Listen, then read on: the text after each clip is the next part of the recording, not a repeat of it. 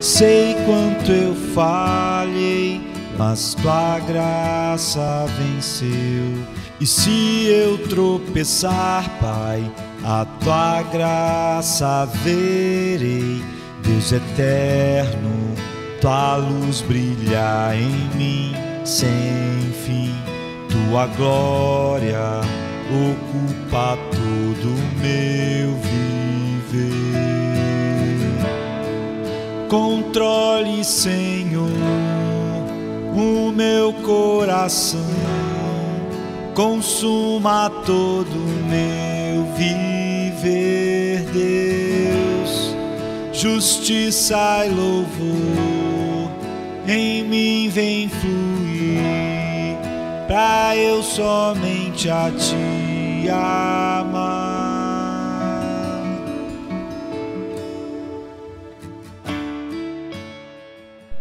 Quando Jesus multiplicou os pães, ele depois falou para os discípulos pegar o que sobrou e não desperdiçar nada. Às vezes, quando nós estamos nos preparando para pregar, não é? Isso leva dias. Mas muita coisa sobra, sabe? Muitos pensamentos maravilhosos estão na nossa mente, fluem do texto bíblico, mas que não vão poder ser usados naquele sermão que nós estamos preparando.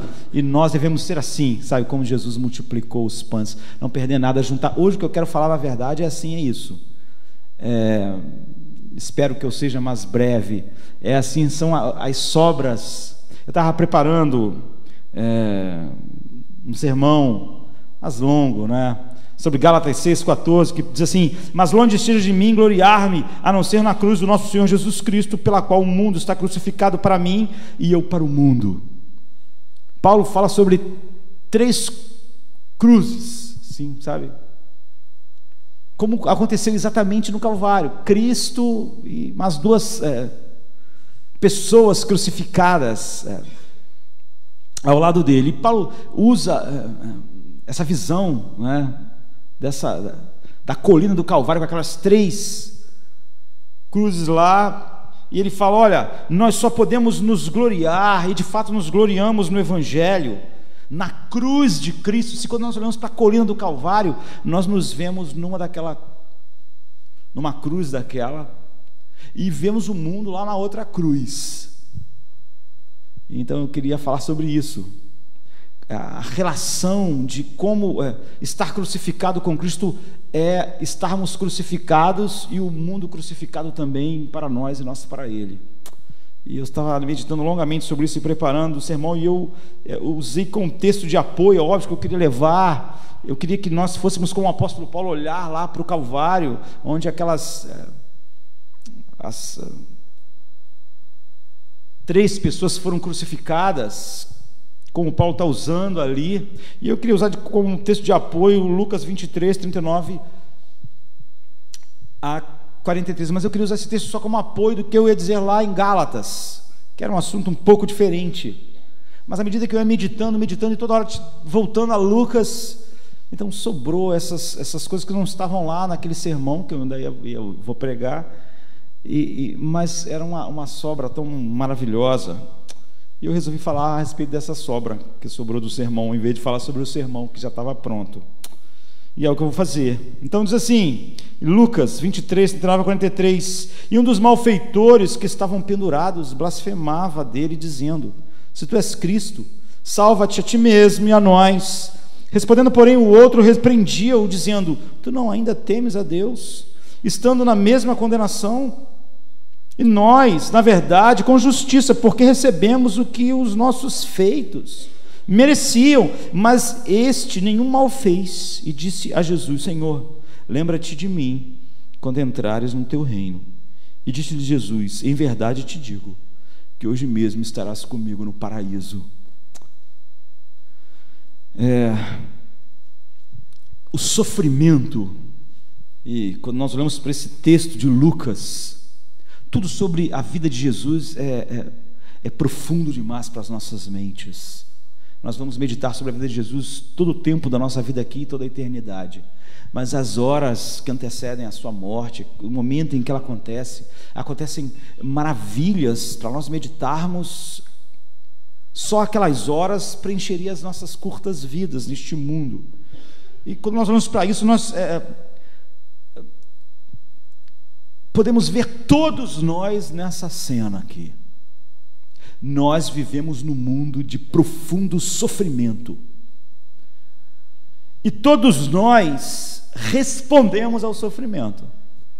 Quer você seja cristão, quer você seja apenas um cristão nominal, que faz parte da igreja visível, mas o coração é como do mundo, quer o mundo lá fora, quer seja você que é regenerado.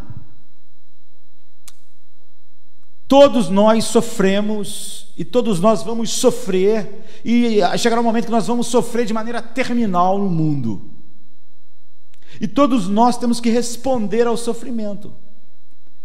E o mal e o sofrimento tem uma maneira de expor a nossa, eu diria, a nossa teologia inadequada. Se você tem uma teologia inadequada lá no fundo do teu coração, mesmo que você fale as coisas certas, o sofrimento ele tem uma maneira de expor essa teologia inadequada, às vezes falsa, às vezes hipócrita.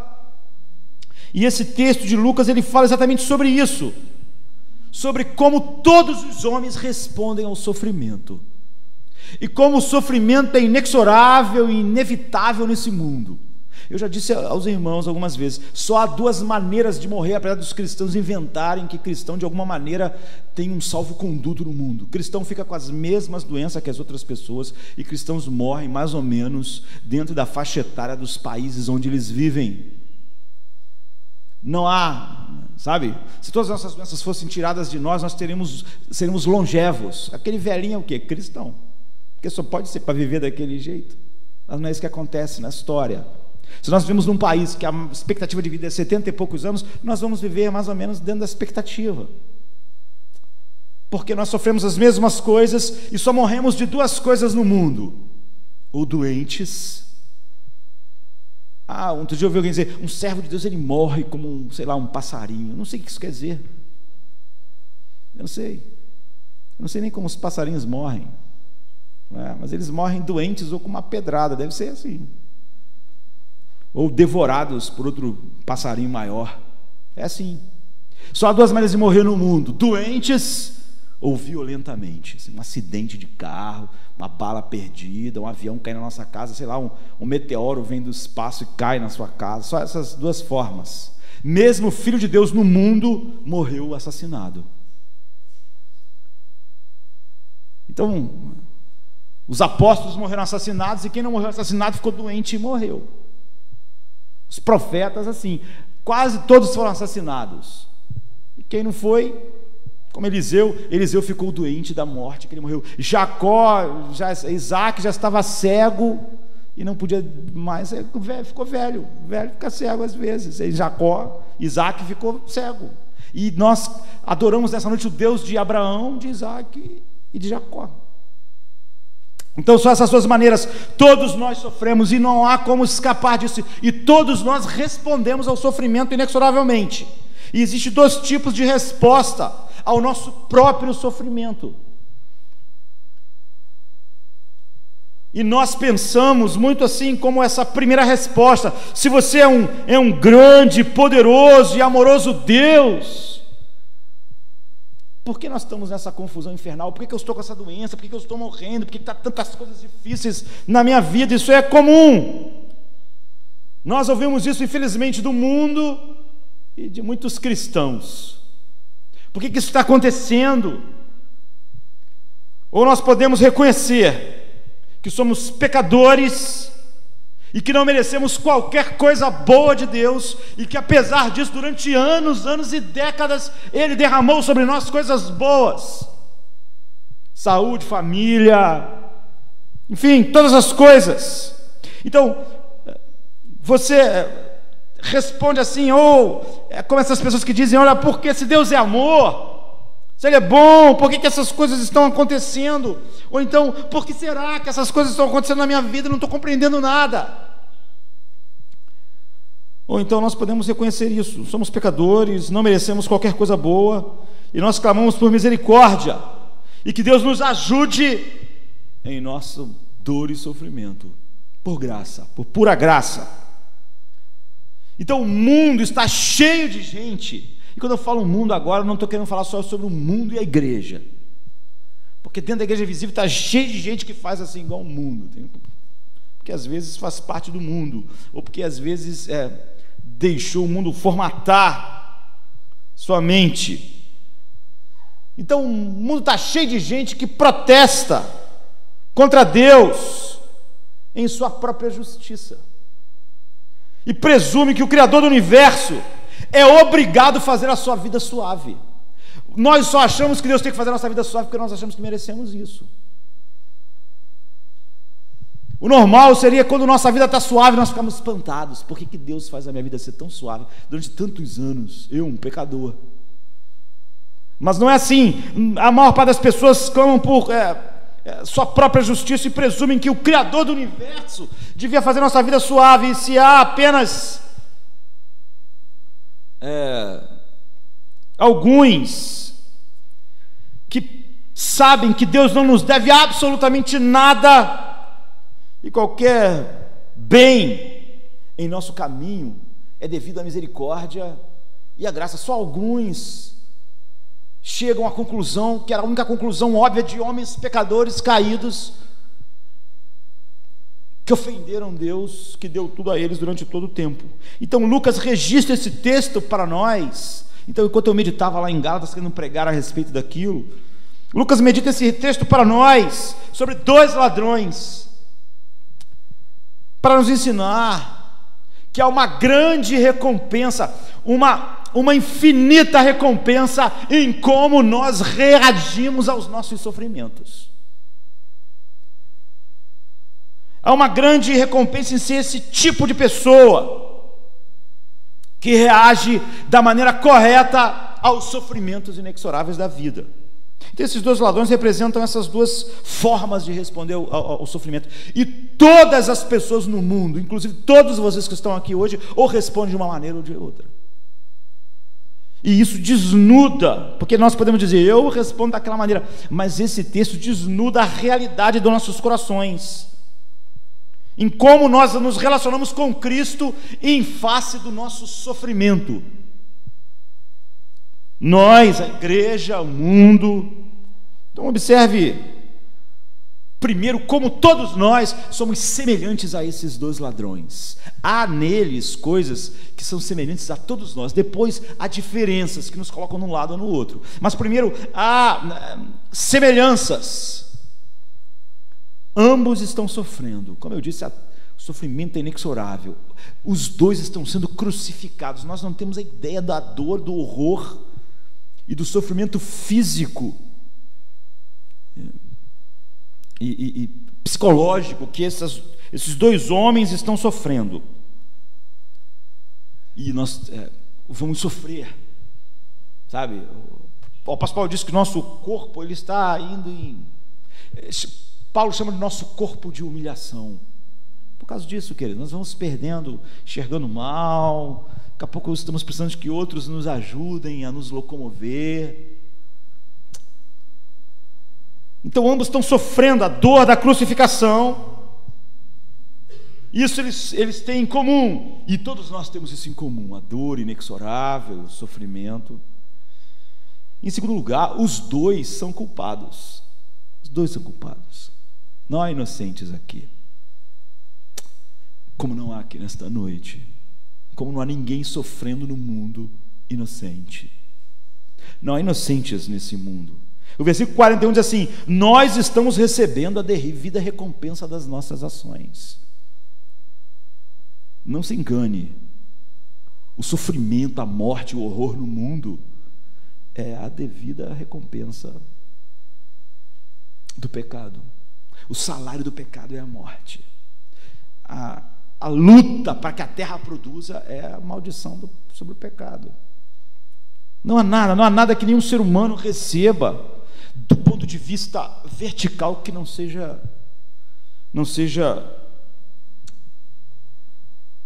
justo.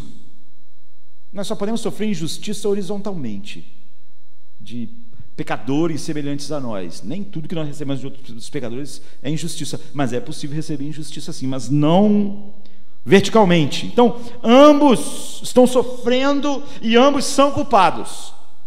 Nós estamos recebendo a devida recompensa de nossas ações. E ambos veem escrito em cima da cabeça de Jesus, porque Pilatos quis colocar isso lá, escrito que ele era o rei dos judeus. Verso 38. Ambos ficaram ali 6 horas com Jesus. Então imagine todas aquelas coisas incríveis que aconteceram, a escuridão, Jesus falando: Pai, perdoa-lhes porque eles não sabem o que fazem. Todas as palavras de Jesus, todas as coisas que aconteceram, eles estavam ali ouvindo, como eu e você já ouvimos tanto a respeito do que Cristo é, a sua perfeição absoluta. Por exemplo, no versículo 34, Jesus ora: Pai, perdoa-lhes. Outra coisa que eles têm em comum é que ambos estão desesperadamente querendo ser salvos da morte, ser salvos do horror. Então a maioria de nós tem todas essas coisas em comum com esses 2 ladrões. De fato, o mundo inteiro, em certo nível, tem essa coisa em comum, porque mesmo aquelas pessoas que nunca ouviram falar a respeito de Cristo, a Bíblia diz: Deus revelou o suficiente para o homem ver a verdade da glória de Deus, e os homens escolheram não glorificar a Deus. Antes, seus corações insensatos se escureceram. Por isso a ira de Deus se manifesta do céu sobre todo homem, por causa da sua impiedade e injustiça, porque não glorificaram a Deus como Deus, nem lhe foram gratos. Então, todos nós sofremos, esses homens estão sofrendo, e nenhum de nós, a Bíblia diz, pode dizer: eu não mereço isso. Nenhum ser humano sofrendo pode dizer: eu não mereço isso, isso é injusto. Porque na verdade nós não temos direito à vida. A vida é um dom que foi dado para glorificar a Deus.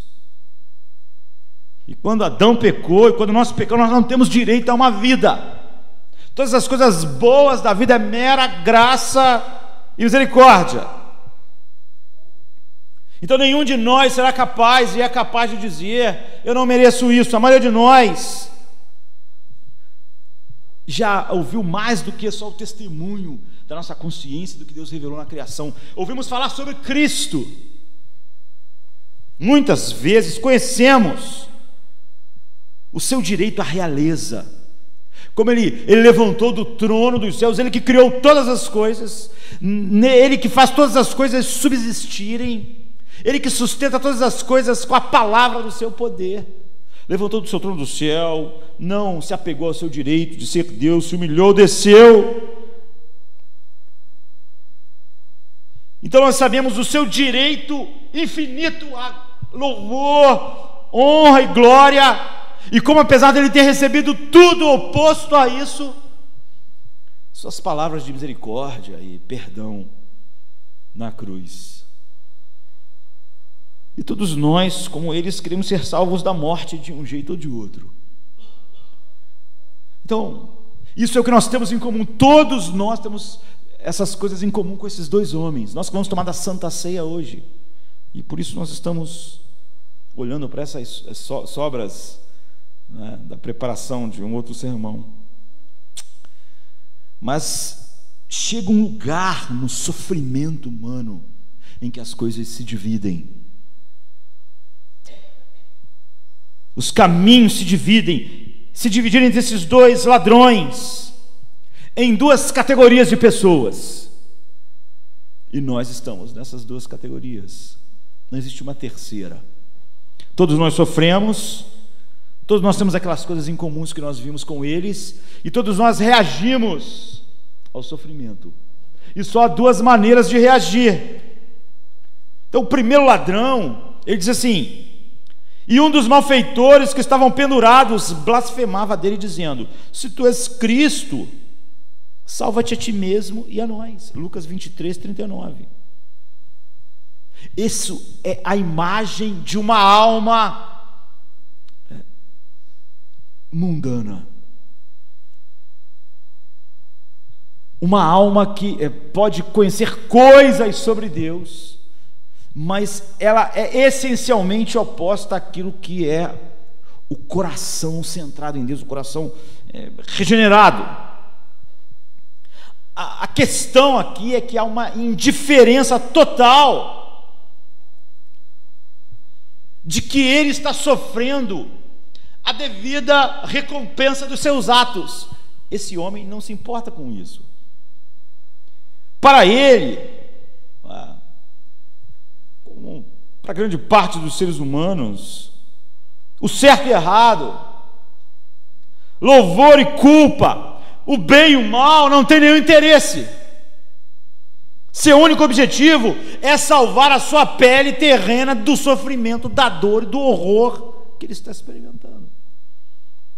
Ele pode até acreditar que Jesus é o Messias, ele pode até acreditar que Jesus é o Rei dos Judeus, mas será só uma questão de conveniência. Se tu eu posso até acreditar, mas então desce da cruz e me tira também. Ele pode até ter alguém como rei, mas contanto que seja um rei que tire ele da cruz, tire ele da aflição, tire ele do horror que ele está experimentando. Ou seja, Deus e Cristo, olha, se tu é Cristo, se tu é o Filho de Deus, só serve para entrar nos meus próprios fins mundanos, que é o que eu não quero sofrer. Eu tenho horror ao sofrimento, tenho horror quando as coisas boas da vida começam a desmoronar. Se tu é Deus, tu é Cristo, e resolver isso, então tu é Cristo, eu acredito nisso. Esse é o jeito de todo um segmento da humanidade que se relaciona com Deus assim no sofrimento. Deus, me tira disso. Tu é Deus, se tu é Deus, se tu é poderoso, me tira dessa situação. Por quê? Por que razão? Porque os sofrimentos interrompem seus objetivos. Os sofrimentos interrompem seus prazeres, seus interesses mundanos próprios, privados. Então por que não tentar Deus? Se tu é Cristo, vai ser maravilhoso. Eu estou pronto a pular de alegria e declarar que tu é Cristo. Desce da cruz e tira a gente daqui também. Por que não? Se você é um rei, se tu é todo poderoso e soberano, tire nós dessa bagunça. Essa é a velha teologia da chave e do macaco, sabe? Do step do carro. A mala do carro é uma coisa suja na maioria das vezes, né? Nós não nos interessamos pela mala do carro, pelo step, nós queremos viajar, passear. Agora, se houver alguma coisa que atrapalhe o conforto da nossa viagem, pneu fura, aí nós pensamos, tem um macaco, tem lá uma chave, nós podíamos viver sem aquilo, podíamos viver a vida inteira, porque na verdade não tem nenhum interesse no macaco e chave de rodas do carro. Nós temos interesse em nos divertir, em andar, em nos locomover, em ir e fazer. Agora, se tudo der errado e um pneu furar, aí nós podemos lembrar disso. Essa é a maior parte da teologia daqueles que se dizem cristãos nos nossos dias. É uma coisa suja, inútil. O macaco do carro, o step, que nós mantemos fora da nossa vista, lá na mala fechada debaixo do tapete, não é assim, queridos? Não queremos ver.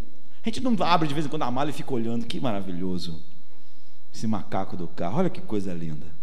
Eu posso passar o dia aqui olhando para isso. Não, nós queremos olhar o mar, né? Assim, a praia, olha que eu posso passar o dia aqui. Eu queria ter, sei lá, a licença prêmio de 10 anos para ficar só aqui de férias. Você não olha para... É sujo, é inútil para você deixa fora da sua vista. Agora, se você tiver um pneu furado, um pouco de sofrimento, um pouco de coisa que interrompe aquelas coisas que você queria fazer, férias, viajar, casa de praia, hotel, sei lá, ir para o trabalho confortavelmente, viver a vida. Então você lembra, Martin Lloyd Jones, um dos maiores pregadores, morreu no início da década de 80, né? Do último século, do outro século, né? Ele dizia isso, um dos maiores pregadores da história da igreja. Ele dizia isso, olha, isso aí lá, ele é pastor da capela de Westminster em Londres, né? Foi condecorado cavaleiro da rainha da Inglaterra. Às vezes não muda em lugar nenhum. Ele diz, olha, vocês pregando na capela de Westminster, quando está tudo bem, vocês querem sempre viajar, passear, olhar o mar, aí vocês dizem que é porque vocês estão estressados, e aí vocês desestressam olhando o mar. Ah, que bom, o mar, a montanha. É assim que vocês vivem. Está falando para aquela capela de Westminster lotada. E aí vocês têm pouco tempo, e quando tem um pouco de tempo, vocês têm que, olha, eu tenho que me desestressar, sabe? Eu passo o ano todo sem tempo, não tem tempo. Não tem tempo durante a semana, não tem tempo no final de semana, tem que estudar, tem que fazer coisa, porque eu tenho que ser promovido. E quando eu tenho, graças a Deus eu tenho esse tempo, aí eu tenho que passear, eu tenho que me distrair, eu tenho que me desestressar. Lloyd Jones disse, eles, tudo bem, façam isso. Mas quando o filho de vocês estiver morrendo, vai para a praia se desestressar. Não corram para Deus. Ele não é o macaco do carro. Ele não é o step da vida de vocês. Quando o médico fala que vocês estão com câncer, sobe a montanha. Não era lá que vocês tiravam o estresse? Não era lá que a vida era... Vocês não conseguiam fazer isso em Deus, não é verdade? Então, quando vocês receberem as terríveis notícias, olha, não liga correndo de madrugada para o pastor. Ligue para a agência de viagem. Marca uma viagem para olhar, sei lá, a praia. Porque essa é a teologia do bom step, macaco de carro. Se você é Cristo, se tu é Deus, me tire dessa doença. Me tire da bagunça financeira que a minha vida se tornou. Eu vivi só para organizar minha vida financeira. Estudei, trabalhei, não tinha tempo para Deus. Mas agora minha vida financeira está uma bagunça. Deus, se tu és o Cristo, me tire dessa bagunça financeira, me tire dessa doença. Se tu és Deus, me tire desse trabalho péssimo. Se tu é Deus, salve o meu casamento horrível que eu estou vivendo. É isso que o ladrão da cruz, esse ladrão da cruz, viu em Jesus. Se tu é Cristo, desce da cruz e me tira também. Tu não é o Cristo? Tu não é o Rei dos Reis? Tu não é Deus? Tu faz isso, desce da cruz e me tira também. Esse ladrão não tinha um espírito de quebrantamento, ou de culpa, ou de penitência, ou de humildade. Ele só podia ver Jesus como um poder que podia fazer ele escapar daquela cruz horrível, daquela situação que ele entrou e que era horrível e que qualquer um de nós quer ser livre. Ele não via Jesus como um rei para ser seguido, um rei para ser em tudo honrado, um rei para ser glorificado. Ele só podia ver Jesus como um rei. Se tu é rei, desce da cruz e me tira também. Nunca lhe passou pela cabeça que ele deveria, na verdade, olhar para a vida dele e ver que a vida dele merecia aquele final ali. Nunca passou pela cabeça dele, sabe, assim, andando pela nossa vida, que nós não merecemos nada, não merecemos um trabalho, não merecemos uma família, não merecemos um coração batendo, não merecemos nada. Mas quando tudo está errado, assim, Jesus é Jesus, vamos correr para ele. O pneu furou. Estou sem farol no meio da noite. Tem até a música assim, não tem? Pneu furou, sem farol. Acho que tem, não tem? Já pensou? Pneu furou, sem farol. Assim, essa é a teologia da grande parte das pessoas, a teologia desse ladrão aqui da cruz. Não há nada. Agora olha para o segundo ladrão. Eu falei que ia ser rápido, não? Lucas quer que nós sejamos como este homem, na maneira como nós respondemos aos nossos sofrimentos. Ele não é sugado pela ideia do seu companheiro do lado, porque todos nós sofremos, então sempre a gente vai ter do lado de nós, no mundo inteiro, um monte de gente sofrendo, e quem não está sofrendo vai sofrer um dia, é assim. A gente está cercado de gente sofrendo, o que vai sofrer, porque todos nós. Agora, ele não é sugado por isso. Se nós seguimos o exemplo desse homem, nós nunca vamos ser sugados pela ideia comum à nossa volta, em nossa cultura, em nosso mundo. A ideia das pessoas ao nosso redor que dizem: se Deus é Deus, grande e amoroso, então por que aquelas criancinhas que estavam lá não sei aonde morreram? É assim que o outro ladrão estava falando. Se ele é rei, por que ele não faz alguma coisa? A gente nunca vai ser sugado e nunca vai ficar confuso nessa situação. Olha, por que aquela mina desabou em cima dos mineiros? Por que o viaduto caiu? Por que o prédio caiu? Por que o avião bateu no prédio? Por que o avião caiu?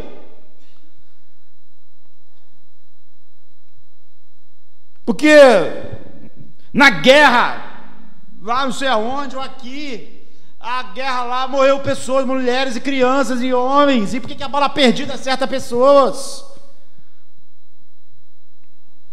Nós nunca vamos entrar nessa. Se tu é Deus, por que você não faz alguma coisa a respeito disso? Essa foi a primeira coisa. O que o outro ladrão falou: se tu é Deus, tira a gente daqui. Ele não foi afetado por isso.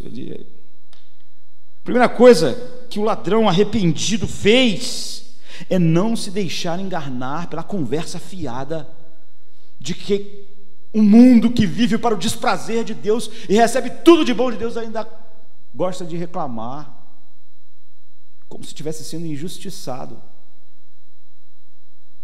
Quando nós pedimos todo dia para Deus: não se mete na nossa vida, não queremos saber a sua opinião sobre casamento, vida, criação de filhos, diversão, sexo, não queremos saber, se mantenha fora da nossa vida. Esse é o nosso mundo. Quando cai um avião, nós pensamos: por que Deus? Então, a primeira coisa que o ladrão arrependido fez é não se deixar enganar por toda essa conversa à sua volta. Mas a Bíblia diz que ele fez mais do que isso. Ele repreendia o outro dizendo: você não teme a Deus? Você não tem um temor no coração? Você não vê que nós merecemos? Você não pode olhar para a sua própria vida, sua vida inteira, baseado em quê? Será que não há um temor em você? Essa é a segunda coisa sobre esse ladrão arrependido. Ele temia Deus. Deus era real para ele, não era o estepe, não era o macaco do carro na mala, sabe? Havia um temor no seu coração. Deus era o Criador.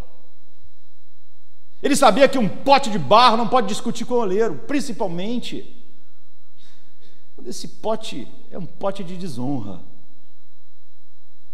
É justo que as criaturas se curvem diante do seu Criador e se submetam toda a sua vontade e sabedoria. É justo que criaturas que jamais pecaram façam isso.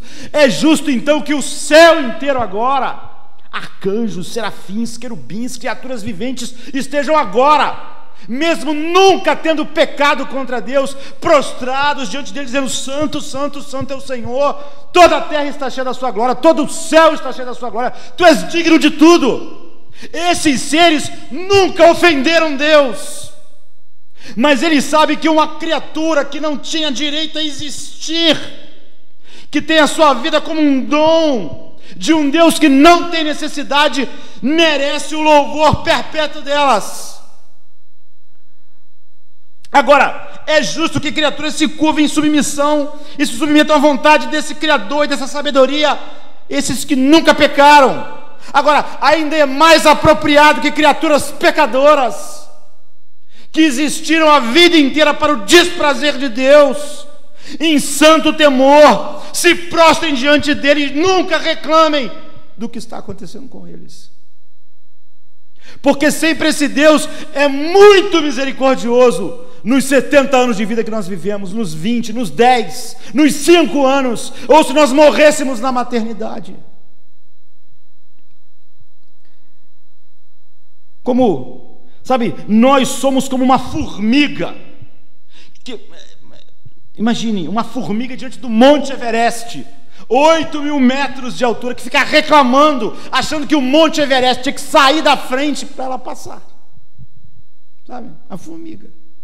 O que esse monte enorme está fazendo na minha frente? Ele devia sair daqui, porque eu, a formiguinha, preciso passar. Ou então o monte deve se achatar para mim passar. Em terceiro lugar, o ladrão arrependido admitiu que tinha feito de errado. Ele diz assim, no versículo 41, nós estamos recebendo a devida recompensa das nossas ações. É justo. Estamos recebendo. Ele já não estava mais querendo salvar, sabe, o seu próprio ego. Ele não tinha mais vontade de se afirmar diante de Deus. Ele se colocou diante de Deus, ele sentiu um temor. Será que você não teme a Deus? O que ele está dizendo é o seguinte: não há maneira de nós escondermos nossa culpa. Não há como nós racionalizarmos a nossa culpa diante de Deus. Ele é santo, criaturas perfeitas devem tudo a Ele, mas ainda nós. Eu sei agora, muitas pessoas que estão em apuros estão sempre estabelecendo suas defesas hipócritas diante de Deus. Por quê? Nós gostamos dessa palavra. Era como se não tivesse nenhuma razão na vida para nós sofrermos. Por que isso está acontecendo?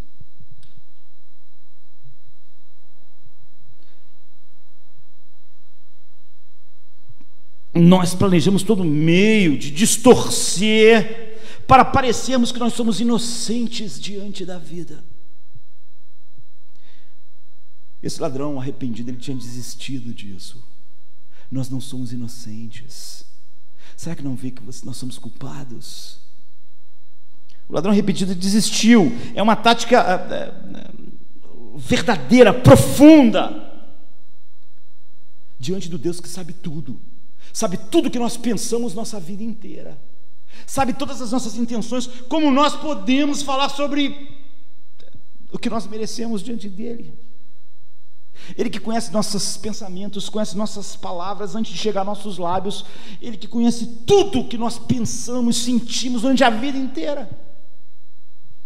Em quarto lugar, ele não só admitiu a sua culpa, talvez não seja tão difícil, mas não é difícil ouvir as pessoas dizerem: não, nós somos errados, somos humanos.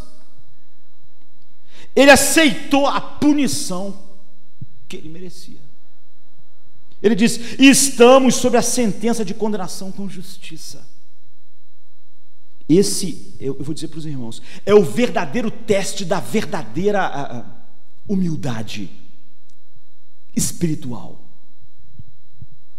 Muita boca faz confissão de pecado, e no nosso meio de cristão é muito comum fazer confissão de pecado. Nós falamos para Deus tantas vezes: Deus, tenha misericórdia de nós, miseráveis pecadores. Todos nós falamos isso. Somos miseráveis, somos indignos, tenha misericórdia de nós. Mas quando um problema surge, nós ficamos tristes com Deus. Por que Deus está deixando isso acontecer? Lá no fundo nós sentimos como se tivéssemos ainda direito. Nós somos miseráveis, nós não merecemos nada. Graças a Deus por Cristo, porque só por Ele mesmo, porque eu não mereço nada. Mas assim que alguma coisa é tirada de nós, nós agimos como se um direito nosso estivesse sendo usurpado. Nós que falamos que não merecemos, que merecemos a ira de Deus. Então, não há muitas pessoas como Jó que dizem de coração, no momento de perdas: pensem em Jó, ele não perdeu um filho, ele perdeu 10. Não perdeu 10 filhos em 20 anos, perdeu 10 filhos no mesmo dia. Imagine um homem de pé diante de 10 sepulturas. Ele disse: nu eu saí do ventre da minha mãe, e nu eu voltarei. O Senhor me deu, e o Senhor tomou. Bendito seja o nome do Senhor. Mas esse ladrão arrependido se tornou como Jó, no último minuto da sua vida, no último dia da sua vida, nas últimas horas da sua vida. Ele tomou o seu sofrimento sem reclamar e de maneira temente diante de Deus. Sempre que nós falamos, nós não merecemos nada, olha, miserável homem que sou. Mas quando acontece algo e nós começamos a ficar, por que Deus, não entendo o que está acontecendo?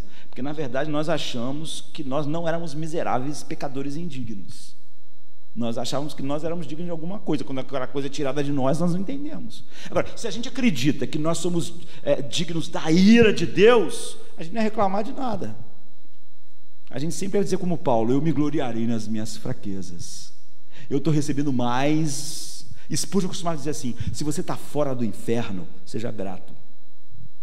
Está fora do inferno? Então seja grato, porque é onde nós merecemos estar. Quinto lugar, o ladrão reconheceu a justiça de Jesus. Ao mesmo tempo que ele não falou, ele falou: não, nós estamos recebendo o que é justo. Mas ele não. Olhe para Deus. Se alguém recebe injustiça, é Deus. Olhe para Deus ali do lado. Ele diz: este homem não tinha feito nada de errado. Agora, para o primeiro ladrão não interessava a justiça e a perfeição de Cristo. Isso não maravilhava ele, não tocava o seu coração. Não interessava se Jesus estava certo ou errado. Ele só podia pensar em Jesus como um estepe e um macaco que podia tirar ele daquela confusão. E se ele era Cristo, então tira a gente daqui. Mas, ou seja, não importa muito a perfeição de contanto que minha vida seja boa ou ruim, e eu quero que ele tire tudo que é ruim na minha vida. Agora, a grandeza, a perfeição, a maravilha do que ele é, isso não é muito importante. Jesus quer ser seguido porque nós o admiramos com uma admiração infinita.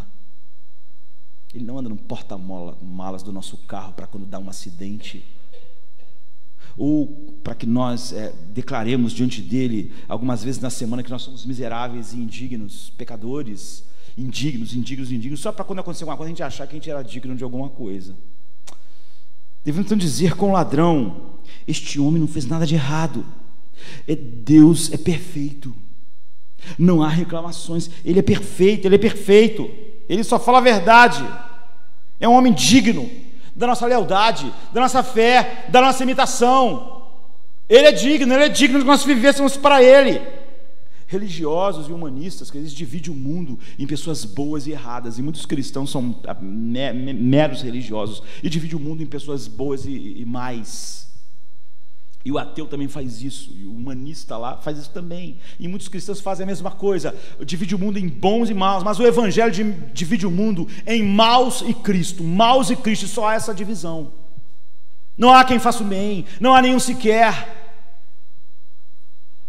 Por isso que ele disse para aquele jovem: bom, só um que é bom, que é Deus. O evangelho divide o mundo em maus e Cristo, não em bons e maus. Então a sexta coisa, o ladrão vai um passo além e ele reconhece que Jesus é o rei. Lembra-te de mim quando entrares no teu reino. Se tu é rei, desce daí. Não, lembra de mim. Tu és rei, tu és Deus infinito. Eu estou sofrendo, mas não está aqui em questão se tu é rei, santo e perfeito, porque tu és rei. Eu estou nessa cruz, e tu não será rei se me tirar da cruz, não será bom se me tirar da cruz, não será perfeito se me tirar da cruz, não será isso se me tirar dessa aflição. Tu és rei, tu és tudo isso. Isso não tem nenhuma relação com o que está acontecendo comigo. Tu és. Agora, lembra-te de mim quando entrares no teu reino. Para aqueles que têm olhos para ver, mesmo nesse dia que poderia ser mais desfavorável para ver a realeza infinita de Cristo, ele pôde ver que Jesus era rei sobre os seus algozes, era rei sobre o Império Romano. Ele era rei e ele um dia vai reivindicar o fato de não ter sido tratado como um rei neste mundo, de não ter recebido a glória devida ao seu nome. É por isso que a Bíblia diz que o Pai, todo joelho se dobrará e confessará que Cristo é o Senhor. Ele é Rei, Ele criou todas as coisas, e isso é que traz glória ao Pai. E finalmente o ladrão, então arrependido, faz mais uma coisa: ele teme a Deus, ele admite que a vida dele é um erro, ele admite que todos os sofrimentos imagináveis, mesmo aquele ali terrível, a cruz, que era recebido mesmo por mão de outras pessoas que também eram injustas e indignas, ele aceita a justiça do fato de que ele não merecia, ele merecia a punição, e ele reconhece a bondade, e ele reconhece o poder de Jesus sobre todas as coisas, não porque vai tirar ou não vai tirar ele da aflição e não da cruz. Agora ele implora por uma ajuda diferente, né? Lembra-te de mim quando entrares no teu reino. Ambos os ladrões queriam ser salvos, mas como é diferente o grito de salvação de um. Olha, se tu é rei, me tira da cruz. Ele quer ser salvo, está vendo? Ele quer sair, ele está morrendo na cruz, ele quer ser salvo da cruz. Salva-me! Você vê, a ideia de que eu quero ser salvo por Cristo não quer dizer muita coisa. Esse ladrão queria ser salvo. Se tu é rei, desce da cruz e me tira da cruz também, eu quero ser salvo. Mas quão diferente é a busca de salvação do outro ladrão que está do lado dele. Ele não é: você é Cristo, salve-se, salve a nós. O pedido dele é: lembra-te de mim quando entrares no teu reino. Há uma diferença qualitativa infinita entre esses dois pedidos de salvação. Pedir e desejar ser salvo não quer dizer muita coisa, porque há uma diferença infinita entre o pedido de um: se tu és Jesus, se tu és Rei, se tu és Deus, salva-me, e o do outro: me salva. Lembra-te de mim quando entrares no teu reino. Você não percebe que há uma diferença infinita entre esses dois gritos de salvação? Agora, há os motivos pelos quais seguir os passos desse ladrão arrependido. É o que Lucas incute em nós. Há um silêncio terrível de Jesus para o outro ladrão, não é? Se tu é Cristo, desce da cruz, tira-me da cruz também, me salva. Não há respostas para ele, querido. Ele tem o silêncio de Deus. É uma formiga pedindo para Deus provar que Ele é Deus. Mesmo Deus na cruz não respondeu nada para este homem. Não há diálogo de Deus para quem pede por salvação assim. Para quem Deus está na mala do carro como um estepe da vida. Há um silêncio, talvez um olhar final, nenhuma promessa, nenhuma esperança. Não há nada entre Jesus e aquele homem. Mas para o penitente, Jesus disse assim: hoje mesmo estarás comigo no paraíso. Isso é bom demais. Isso é bom demais para ser verdade. Ele está dizendo: olha, hoje mesmo, fora desse corpo de miséria, glorificado, você vai estar numa união perfeita comigo no paraíso. Mas você vê, você não vai sair da cruz, você vai morrer hoje. Não vai ter essa espécie de salvação. O que é o paraíso, queridos? A palavra é encontrada em dois outros lugares no Novo Testamento. Primeiro em 2 Coríntios 12, 3, quando o apóstolo Paulo diz: conheço um homem em Cristo que há 14 anos, nós sabemos que Paulo está falando dele mesmo, se no corpo não sei, se fora do corpo não sei, Deus o sabe, foi arrebatado ao terceiro céu, e sei que o tal homem, se no corpo, se fora do corpo não sei, Deus o sabe, foi arrebatado ao paraíso, e ouviu palavras inefáveis, que aos homens não é lícito dizer. 2 Coríntios 12, 2 e 4, é outro lugar que a palavra paraíso. Então, o paraíso é a morada celestial de Deus, do Deus invisível, onde há coisas encontradas e preparadas por Deus para aqueles que o amam, que são absolutamente indescritíveis. Por isso que Paulo diz, olha, não é lícito dizer para o homem. Ou então como Paulo mesmo diz em 1 Coríntios 2,9, mas como está escrito, as coisas que o olho não viu e o ouvido não viu e não subiram ao coração do homem são as que Deus preparou para os que o amam.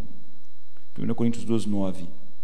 No segundo lugar, onde a palavra paraíso aparece na Bíblia, em Apocalipse 2,7, é quando Jesus está falando para a igreja em Éfeso. Ele diz assim, ao que vencer, dar-lhe-ei a comer da árvore da vida que está no meio do paraíso de Deus. Apocalipse 2,7. E se nós olharmos para o final do livro de Apocalipse, vemos que a árvore da vida, que ele diz que está no meio do paraíso de Deus, está na cidade celestial de Deus. Apocalipse 22:1 diz assim, João diz assim, e mostrou-me o rio puro da água da vida, claro como cristal, que procedia do trono de Deus e do Cordeiro. No meio da sua praça, e de um e de outro lado do rio, estava a árvore da vida, que produz 12 frutos, dando o seu fruto de mês em mês, e as folhas da árvore são para a saúde das nações. Então, tudo isso, a única coisa que Jesus escolheu, imagina, Jesus tinha uma frase para dizer para aquele homem que estava sofrendo, que estava morrendo, que estava sentindo dores terríveis, que estava ali do lado dele, que disse, lembra-te de mim. Jesus, então, imagina se você tem uma frase para dizer para alguém assim, que frase seria importante ser dita? Ele diz, você vai estar comigo hoje.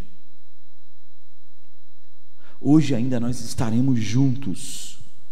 Agora, eu quero encerrar dizendo aos irmãos, você tem que amar Cristo. Amar Cristo como o bem final da vida. Sabe quando Jesus orou em João 17? Pai, eu oro para que eles estejam comigo aqui, nesse lugar onde o ladrão vai estar, para que eles vejam a minha glória.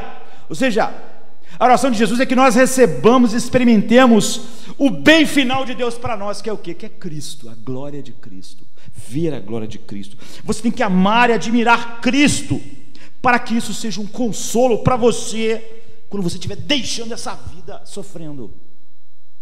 Porque se você não é esse tipo de pessoa, isso não te consola. Sabe, você está morrendo, você está sofrendo, tudo está dando errado na tua vida, e Deus diz assim, olha, você vai estar comigo hoje. Para muita gente isso seria o pior recado que ele podia receber. O quê? Ué? Porque se Cristo não for o prêmio final das nossas vidas, isso que esse ladrão ouviu não é uma palavra de consolo, de gozo, de alegria, para que o homem morra em paz em seu sofrimento. Mas foi para aquele homem. Lembra-te de mim quando entrares no teu reino, hoje mesmo. Você não vai descer da cruz como aquele louco ali estava querendo testar a minha divindade, escapando de um sofrimento. Você não vai, nem ele, nem você. Vocês vão morrer hoje. Essa diferença é que hoje você vai estar comigo. Hoje. E isso para os filhos de Deus é um consolo na morte. É o consolo na aflição. Porque esse Cristo não é o step da vida. Não é lá debaixo do tapete, na mala do carro, para quando nossos planos, deleites e prazeres estiverem dando errado, abrirmos a mala, tirarmos o step e ele ser útil. Ele é o tesouro que nós admiramos. Então nós, quando vivemos, falamos, me dê Cristo. E quando nós estivermos morrendo, nós vamos dizer, me dê Cristo. Ou então, como Davi, ele é a minha porção e a minha herança. Caíram-se as divisas, ou seja, ao dividir a herança, coube a minha melhor parte, porque a minha herança é Deus. Só essas pessoas do meio do sofrimento podem se sentir consolados com hoje mesmo você vai estar comigo. Só quem está se deliciando em Cristo no sofrimento, como aquele ladrão podia estar agora, que pode se deliciar com a ideia de que consoladora de que eu vou estar com Cristo hoje. É assim que Estevão, por exemplo, é consolado sendo apedrejado. Ele está vendo Cristo.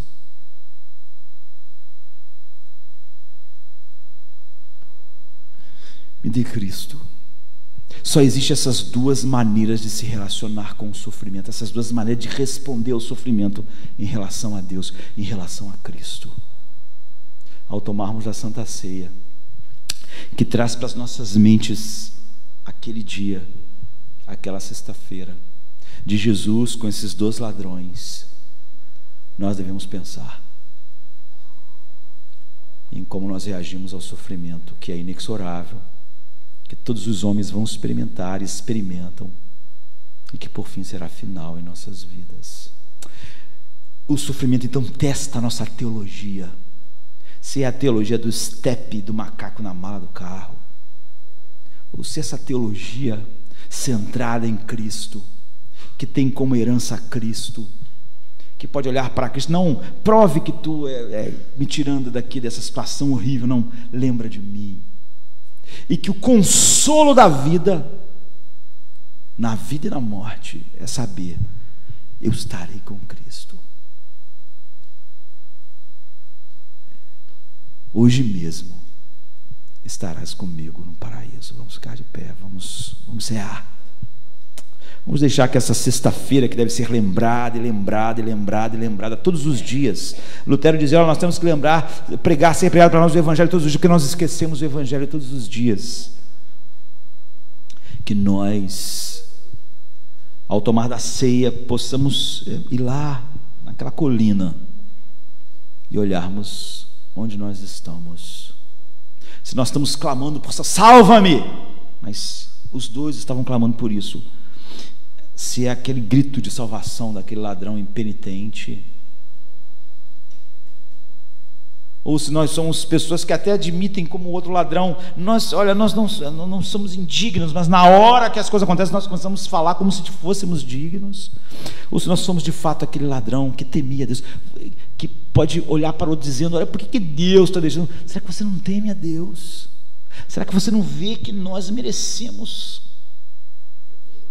cada aflição da vida e não merecemos nada de bom que aconteceu conosco?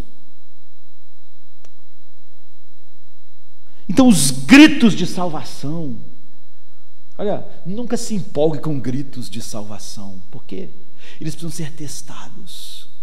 Os 2 estavam gritando: salva-me, mas era tão diferente o que estava no coração deles. Para um, a resposta ao seu grito de salvação é silêncio de Deus. Para o outro é hoje mesmo. Você não vai ser tirado da cruz, mas hoje mesmo você vai estar comigo no paraíso. Chamar os músicos.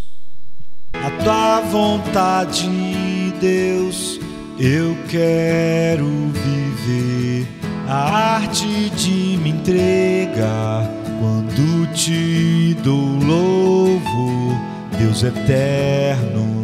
Tua luz brilha em mim sem fim, tua glória ocupa todo o meu viver.